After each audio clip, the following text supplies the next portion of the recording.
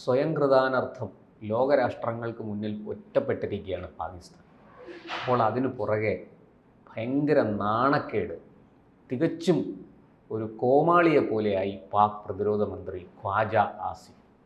CNN-നുമായിട്ടുള്ള അഭിമുഖത്തിൽ അദ്ദേഹം പറഞ്ഞത് ഇന്ത്യയുടെ 5 യുദ്ധവിമാനങ്ങളെ വെടിവെച്ചിട്ടു എന്നാണ്. തെളിവ് ചോദിച്ചപ്പോൾ കൈമലർത്തി. ഈ പാകിസ്ഥാനിൻ്റെ പ്രതിരോധ മന്ത്രി വെറും ഈ നാലാംകിട സോഷ്യൽ മീഡിയ എഴുത്തുകാരനെ പോലെ ആയി എന്നാണോ നാം മനസ്സിലാക്കേണ്ടത്? ഇത് സത്യാനന്തര കാലഘട്ടം എന്ന് വിളിക്കപ്പെടുന്ന കാലഘട്ടമല്ലേ. അപ്പോൾ ഈ സത്യാനന്തര കാലഘട്ടത്തിൽ ജനങ്ങളെ മുന്നിൽ വയ്ക്കുന്ന സോഷ്യൽ മീഡിയ കൈകാര്യം ചെയ്യുന്നതാണ്. അപ്പം ഞാനും നിങ്ങളും തമ്മിൽ ഡിബേറ്റ് ചെയ്ത് നിങ്ങൾ പറയുന്നത് മൊത്തം മണ്ടത്തരായിരിക്കും, പക്ഷേ ഞാൻ പറയുന്നത് ശരിയായിരിക്കും. നിങ്ങൾക്ക് ഹ്യൂജ് ഫാൻ ബേസ് ഉണ്ടെന്ന് വിചാരിക്കുക. അവരെന്ത് ചെയ്യുന്നത് വെച്ചാൽ നിങ്ങൾ പറയുന്നത്, നിങ്ങൾ ചോദ്യം ചോദിക്കുന്നത് മാത്രമേ എടുത്തുള്ളൂ, ഞാൻ ഉത്തരം പറയുന്നിട്ടില്ല. എന്തായാലും ഫക്രുദ്ദീനെ വായ അടപ്പിച്ചു, പൊളിച്ച് തുറന്ന് കാണിച്ചു എന്നൊക്കെ പറഞ്ഞുകൊണ്ട് കിട്ടാൻ അതാണ് ശരി. അപ്പോൾ ഇത് ആരെ കാറ്റർ ചെയ്യുന്നു എന്നുള്ളതാണ്. അവർ കാറ്റർ ചെയ്യുന്ന അവരുടെ രാജ്യത്തെ ആളുകളെയാണ്, അല്ലെങ്കിൽ അവരുടെ സപ്പോർട്ടുള്ള ലോകത്തുള്ള സാധാരണക്കാരായ ആളുകളെയാണ്.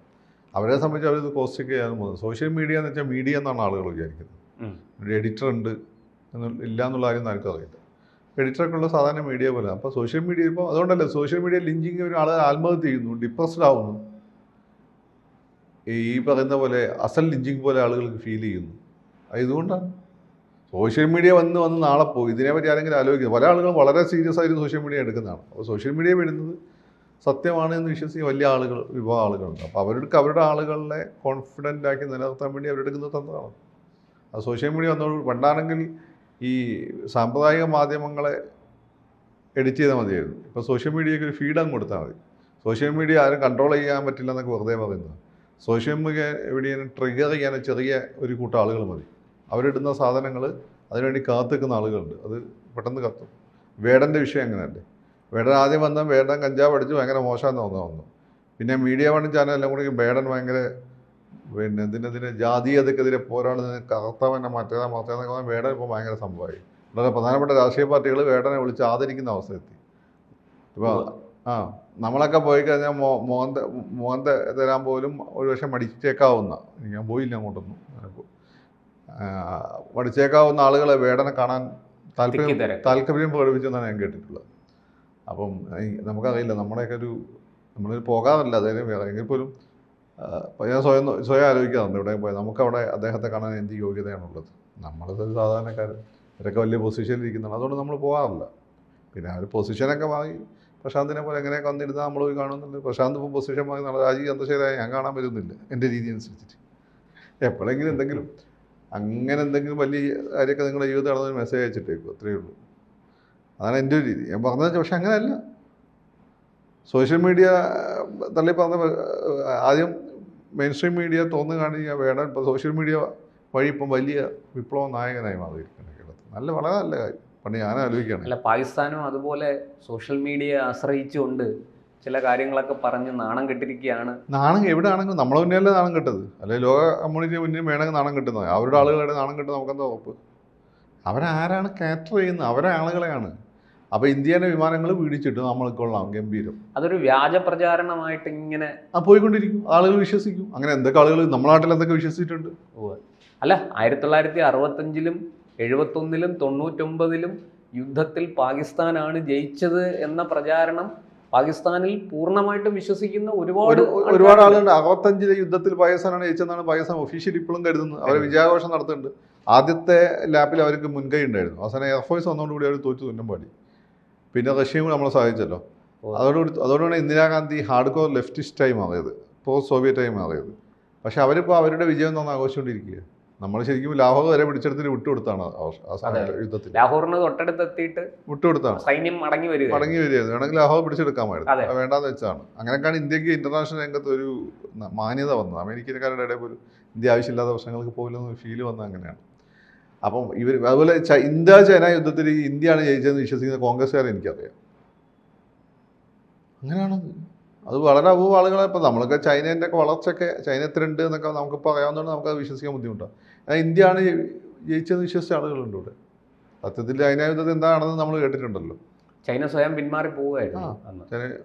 പിന്നെ റഷ്യയുടെ ഒക്കെ ഇടപെടലുണ്ടായി റഷ്യ ഇടപെടലുണ്ട്, വേറെ പല കാരണങ്ങളുണ്ട്.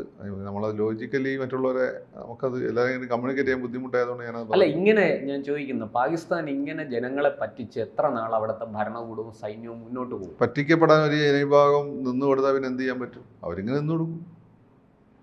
അവർ മുന്നോട്ട് പോകും എന്നുള്ള കാര്യമൊക്കെ രണ്ടാമത്തെ. അവർക്ക് ഇന്ത്യ എന്നുള്ള ശത്രു മാത്രമാണ് അവരുടെ രാജ്യത്തിൻ്റെ. ആ രാജ്യം എങ്ങനെ ഉണ്ടായത്? തുർക്കി വംശജരായ കുറേ ആളുകൾ അതൊരു ഇന്ത്യ വിരോധത്തിൽ നിന്ന് ഈ തുർക്കി മതത്തിന്റെ അടിസ്ഥാനത്തിൽ വിഭജിക്കപ്പെടണമെന്ന് ആവശ്യപ്പെട്ടുകൊണ്ട് ഉണ്ടായ ഒരു രാജ്യമാണ്. അത്ര മാത്രമേ എന്നുവെച്ചാൽ മതത്തിന്റെ അടിസ്ഥാനത്തിൽ ഇന്ത്യ വിടുന്നത് കൊണ്ട് ബ്രിട്ടീഷുകാർ അവരുടെ താല്പര്യത്തിന് വേണ്ടി ഉണ്ടാക്കി വെച്ച രാജ്യമാണ്. കാശ്മീർ പ്രശ്നത്തിനെ വഷളാക്കി അമേരിക്കയല്ലേ. നമ്മൾ നെഹ്റുവിനെ കുറ്റം പറയും. നെഹ്റുവിന് അന്ന് മറ്റു വഴിയില്ലായിരുന്നു, അത്രയും പ്രശ്നമായിരുന്നു. ഒരു ഇൻഫാൻറ്റ് സ്റ്റേജിലുള്ള ഒരു രാജ്യം. അപ്പോൾ ഈ പറഞ്ഞ ലോകശക്തികളെ പൂർണ്ണമായിട്ടും അവഗണിച്ച് മുന്നോട്ട് പോകാൻ പറ്റില്ലായിരുന്നു. അമേരിക്കയ്ക്ക് കൃത്യമായ കളി അമേരിക്ക അവിടെ കളിച്ചിട്ടുണ്ട് കാശ്മീർ പ്രശ്നത്തെ ഇങ്ങനെ വഷളാക്കുന്നത്. ഇപ്പോൾ നിങ്ങൾ വിചാരിക്കുന്നുണ്ട് പാകിസ്ഥാൻ ഒറ്റപ്പെട്ട് എന്നൊക്കെ നമ്മൾ തോന്നുന്നതാണ്. ഇവന്മാർ ഉള്ളിലൂടെ ഹാൻഡ് ഇൻ ഗ്ലൗ ആയിരിക്കും. തൽക്കാലം അവന്മാരിന്ന് വെയിറ്റ് ചെയ്യുകയാണ്. ഈ ഒറ്റയ്ക്കാണെങ്കിൽ പാകിസ്ഥാൻ നല്ല നിറകെട്ട ഈ തെമ്മാടി രാജ്യം നിന്ന് ഈ കളിയൊക്കെ കളിക്കൂ. ഈ ഒറ്റയ്ക്കാണെങ്കിൽ ഇവന്മാർക്ക് അതിനെക്കാട്ടും വലിയ പാരമ്പര്യമുള്ള രാജ്യങ്ങളാണ് അതിൻ്റെ തൊട്ടടുത്തുള്ള കിർഗിസ്ഥാനും തജിക്കിസ്ഥാനും ഒക്കെ. അവർക്കില്ലാത്ത മിലിറ്ററി അവന്മാർക്ക് എങ്ങനെ ഉണ്ടായി എന്ന് പറയാം. തുർക്കിമിനിസ്ഥാനും തജിക്കിസ്ഥാനും കിർഗിസ്ഥാനും കസാഖിസ്ഥാനൊക്കെ ഇവരെക്കാട്ടും വലിയ പാരമ്പര്യമുണ്ട്. തിമൂറിൻ്റെയും ചെങ്കിസ് ഖാൻ്റെ ഒക്കെ പാരമ്പര്യം നേരിട്ടുള്ള ആളുകളാണ്. മധ്യകാലഘട്ടത്തിൽ ലോകത്തെ നിയന്ത്രിച്ചിരുന്ന ആളുകളാണ്. ഈ 100 വർഷം പോലും പാരമ്പര്യമില്ലാത്ത ഈ രാജ്യം എങ്ങനെ അവരെക്കാട്ടും വലിയ സൈനിക ശക്തിയായി? കാരണം ഇവരെ സഹായിക്കാൻ ആളുണ്ട്. സഹായിക്കുന്നത് എന്തുകൊണ്ടാണ്? ഇന്ത്യനെ പേടിപ്പിക്കാനും ഇന്ത്യയെ പ്രശ്നം ഉണ്ടാക്കാനും. അതുകൊണ്ട് ഇവർ ഒറ്റപ്പെട്ട് നമുക്ക് തോന്നുന്നതാണ്. കാരണം ഇവനൊക്കെ പിന്നിൽ മറ്റവന്മാരുണ്ടാവും. അവന്മാരിങ്ങനെ കാര്യങ്ങൾ ഇങ്ങനെ നോക്കിക്കൊണ്ടിരിക്കുക എവിടം വരെ പോകും എന്നുള്ളത്. അത് നോക്കിക്കൊണ്ടിരിക്കുകയാണ്. പിന്നെ അവന്മാരിപ്പോൾ അവിടുത്തെ പ്രൊപ്പഗാൻഡ പറഞ്ഞാൽ അവിടെ അവന്മാർ ജയിച്ചിട്ടും ഉണ്ടാവും. കാരണം അവന്മാർ പറയുന്നത് ഇന്ത്യയുടെ 4 വിമാനങ്ങൾ വെടിച്ചു. അതിൻ്റെ ഇടയ്ക്ക് ഇവിടെ കേരളത്തിലെ യൂട്യൂബ് വന്നുകൊണ്ട് ഇന്ത്യയുടെ 4 വിമാനങ്ങൾ തകർന്നു വീണ് ഇന്നലെ. അത്തരത്തിൽ വാർത്ത ചർച്ച ചെയ്യും. അതാണ് സ്ഥിതി. അപ്പം നമ്മൾ നോക്കേണ്ടത് നമുക്കിത് മണ്ടത്തരായി തോന്നും. എനിക്ക് ആകെപ്പാട് ആശാസം അങ്ങ് പറഞ്ഞത് ശരിയാണ്. ഈ 5 വിമാനങ്ങളെ വെടിവെച്ചിട്ടു എന്ന് പറയുന്ന വിഷയം തുടക്കത്തിൽ ആ വാർത്ത പാകിസ്ഥാൻ സ്ഥിരീകരിച്ചു എന്ന് പറഞ്ഞ് ഇന്റർനാഷണൽ മീഡിയ പലരും കൊടുത്തു. പ്രത്യേകിച്ചും ഇംഗ്ലീഷ് മാധ്യമങ്ങൾ പലരും അത് ക്യാരി ചെയ്തു ആ വാർത്ത. അങ്ങനെ ഒരു സംഭവം ഉണ്ടായി. അതും കൂടി കട്ട് ചെയ്ത് കാണിച്ച BBC കൊടുത്തു, ഗാർഡിയൻ കൊടുത്തു. പിന്നീട് അവർ പിന്മാറി ആരെങ്കിലും അറിയുന്നത് സാധാരണക്കാരെ മുന്നിൽ പിന്മാറിയ സാധനം വേണ്ടല്ലോ. പിന്മാറിയ മുമ്പുള്ള സാധനം മതിയല്ലോ. അതിന്റെ സ്ക്രീൻഷോട്ട് എടുത്താൽ പോരെ. അതാണ് പ്രശ്നം. സത്യം ചെരുപ്പിടുമ്പോഴേക്ക് കള്ളം 4 തവണ ലോകം ചുറ്റിയിട്ടുണ്ടാവും. യുദ്ധത്തിൽ അവരാളുകളെ ഒരു മൊറൈൽ ബൂസ്റ്റ് ചെയ്യാൻ അവർക്ക് അത് ധാരാളമാണ്. പിന്നെ ഇതിനെ സബ്സ്റ്റാൻഷിയേറ്റ് ചെയ്യുന്ന രീതിയിൽ ആ പൂഞ്ചി മേലെ കുറേ പാവങ്ങളെ വെടിവെച്ച് വന്നു. അതുകൊണ്ട് അത് ഇന്ത്യ പത്രങ്ങൾ റിപ്പോർട്ട് ചെയ്തു. അവരും കാണിക്കണ്ട നമ്മൾ തിരിച്ചടി കൊടുത്തിരിക്കുന്നത്. ഇതാണ് ഇതിൻ്റെ ഒരു കാര്യം. പക്ഷെ തിരിച്ച് ഇന്ത്യ അങ്ങോട്ട് അടിച്ചതിന്റെ അട്രോസിറ്റീസ് അല്ലെങ്കിൽ അതിന്റെ അതവർ ഡൗൺ പ്ലേ ചെയ്ത് കഴിക്കും. അവർ 2 പേര് മരിച്ചു, 2 സാധാരണക്കാർ മരിച്ചു, 2 സിവിലിയൻ മരിച്ചു. ഇത്രയേ ചെയ്യുള്ളൂ. ഈ മീഡിയ ഭയങ്കര. പിന്നെ മാത്രമല്ല അവിടെയുള്ള ഇന്ത്യയിലുള്ളതിനെ പോലെ സ്വാതന്ത്ര്യമൊന്നും അവിടെ സോഷ്യൽ മീഡിയയിലില്ല. ഇവിടെ വലിയ ഇന്ത്യയിൽ സോഷ്യൽ മീഡിയ സ്വാതന്ത്ര്യമില്ല, അല്ല മീഡിയ സ്വാതന്ത്ര്യമില്ല എന്നൊക്കെ പറയുന്ന ആളുകൾ പാകിസ്ഥാനിലൊക്കെ പോയി ജീവിക്കുന്നു. അവിടെ ഗവൺമെന്റിനെതിരെ വാർത്ത കൊടുത്തു കഴിഞ്ഞുണ്ടല്ലോ വലിയ വിഷയമാണ്. പിന്നെ നിങ്ങൾ ഈ ലോകത്ത് ഉണ്ടാവുകയില്ല. മറ്റേ തുടരും സിനിമയിലെ മറ്റേ പയ്യനെ പോലെ ആയിപ്പോവും. അറസ്റ്റും ചെയ്തിട്ടുണ്ടാവുകയില്ല, ആരും കണ്ടിട്ടും ഉണ്ടാവുകയില്ല എവിടെയാണെന്ന്. അതാണ് അതിൻ്റെ കാര്യം. അപ്പം അതുകൊണ്ട് അവരവരുടെ പ്രൊപ്പഗാൻഡ വാദം നടത്തുകയാണ്. പിന്നെ അവർ ഈ ലോകത്തിന് മുന്നേ ഒറ്റപ്പെട്ടു എന്നൊക്കെ നമുക്ക് തോന്നാം. കാരണം ഇവന്മാർക്കൊക്കെ അവന്മാർ ആവശ്യമുണ്ടാവും. അത് അവന്മാർ ഇത് നോക്കിക്കൊണ്ടിരിക്കുക എങ്ങോട്ട് പോകുന്നു എന്നുള്ളത്. പക്ഷേ അവർ നേരിട്ട് ഇടപെടില്ല. നേരിട്ട് ഇടപെട്ടാൽ അവരുടെ കൈ പൊള്ളും. അതെ, അത് നേരിട്ട് ഇടപെടാതെ ഈ മണ്ടന്മാരെ വെച്ച് കളിച്ചുകൊണ്ടിരിക്കും. ഈ മണ്ടന്മാരാണ് അവിടെയുള്ള കൂടുതൽ ആളുകളെ മണ്ടന്മാരാക്കിക്കൊണ്ടിരിക്കുകയാണ്. ജനങ്ങളാണ് സഫർ ചെയ്യുന്നത്. ജനങ്ങൾ അല്ല ഇതിൻ്റെ പ്രശ്നം വെച്ചാൽ ഈ ഇന്ത്യ പൊതുവെ തിരിച്ചടിക്കാൻ പോകാറില്ലായിരുന്നു. ഒരു 10 എണ്ണത്തിന് കൊന്നിട്ട് പോകും. ഇന്ത്യ ഉള്ളിൽ കൂടെ അവരെ പൊട്ടിക്കാനുള്ള പണിയാണ് എല്ലാ കാലത്തും എടുത്തുകൊണ്ടിരുന്നത്. അത് ചെയ്യാതിരുന്ന സോഷ്യലിസ്റ്റുകൾ മാത്രമാണ്. അതിൻ്റെ അവിടെ ഉള്ളിലുള്ള വിഭാഗീയത പ്രശ്നങ്ങൾ നമ്മൾ കയ്യനയാതെ മീൻ പിടിച്ചുകൊണ്ടിരിക്കും. നമ്മളെ ആരെ അവിടെ നിന്ന് അറസ്റ്റ് ചെയ്യാനും പറ്റില്ല. എന്നാൽ നമ്മളവിടെ ഉള്ള പണിയെ കൊപ്പിച്ചു കൊടുക്കും. ഇതായി നമ്മൾ ചെയ്തുകൊണ്ടിരുന്നത്. പക്ഷേ ഇപ്പോൾ എന്ന് വെച്ചാൽ ഇന്ത്യ ഡയറക്റ്റ് തിരിച്ചടിച്ചു. അതവർ എക്സ്പെക്റ്റ് ചെയ്തിട്ടില്ല. അപ്പോൾ അതിൻ്റെ അവരുടെ റിപ്ലിക്കേഷൻസ് എങ്ങനെയാണ് എന്ന് ഞാൻ നോക്കിക്കൊണ്ടിരിക്കും. അവരെങ്ങനെയാണ് ഇത് ഹാൻഡിൽ ചെയ്യാൻ പോകുന്നത്. അവന്മാർക്ക് നല്ല ഡാമേജ് ഇന്ത്യ എല്ലാ കാലത്തും ഉണ്ടായി കൊടുത്തിട്ടുണ്ട്. പക്ഷേ ഇതെന്താ പ്രശ്നം വെച്ചാൽ ഇത് അവരുടെ ആളുകളെ കൺവിൻസ് ചെയ്യിക്കേണ്ട ആവശ്യം അവർക്ക് വന്നിട്ടില്ല. അത് അവർ ഹഷപ്പ് ചെയ്യും.